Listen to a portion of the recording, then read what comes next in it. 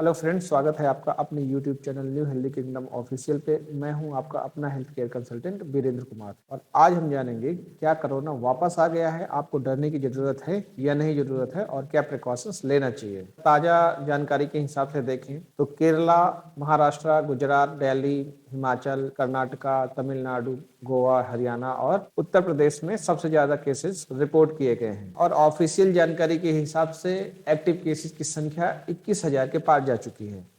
अब देखते हैं कि आपको कोरोना से डरने की ज़रूरत है या नहीं है। उससे पहले हम कोरोना की 3 स्टेजेस को डिफाइन कर लेते हैं, देख लेते हैं क्या होती है। सबसे पहली कंडीशन है जिसको हम बोलते हैं माइल्ड डिजीज़।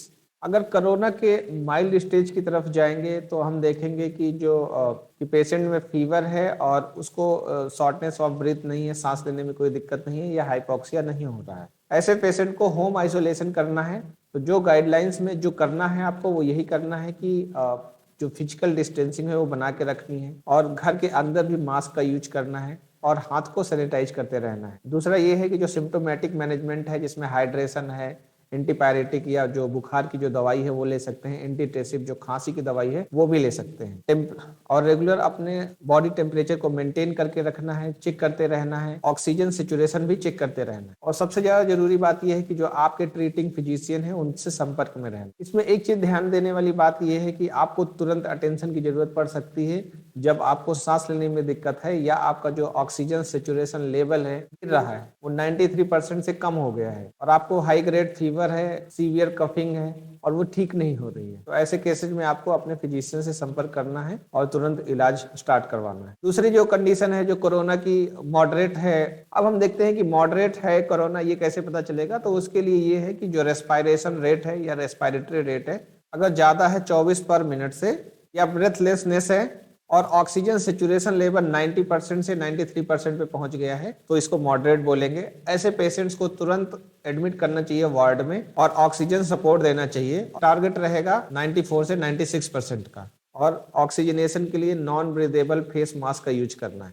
गवर्नमेंट गाइडलाइन के हिसाब से फिजिशियन आपको रिकमेंड कर सकता है एंटी इन्फ्लेमेटरी या इम्यूनोमॉड्यूलेटरी थेरेपी, जिसमें डेक्सामेथासोन 6 mg पर डे के हिसाब से दिया जा सकता है। और अब देखेंगे कि कोरोना का जो थर्ड स्टेज है जिसको सीवियर पेशेंट्स बोलते हैं वो कैसे पता लगाएंगे। अगर ये देखेंगे कि ऑक्सीजन सेचुरेशन लेवल 90 से भी कम आ गया है तो ऐसे पेशेंट्स को तुरंत आईसीयू में एडमिट करना है। कोविड प्रोटोकॉल का जो सीवियर कंडीशन है उसको फॉलो करना है, जिसमें गवर्नमेंट गाइडलाइन के हिसाब से एंटी इन्फ्लेमेटरी और इम्यूनोमॉड्यूलेटरी थेरेपी स्टार्ट की जा सकती है। कोरोना के पेशेंट्स में एक चीज का ध्यान रखना है कि एंटीबायोटिक्स का यूज नहीं करना है अनटिल एंड अनलेस आपके फिजिशियन ने इसको रिकमेंड किया है।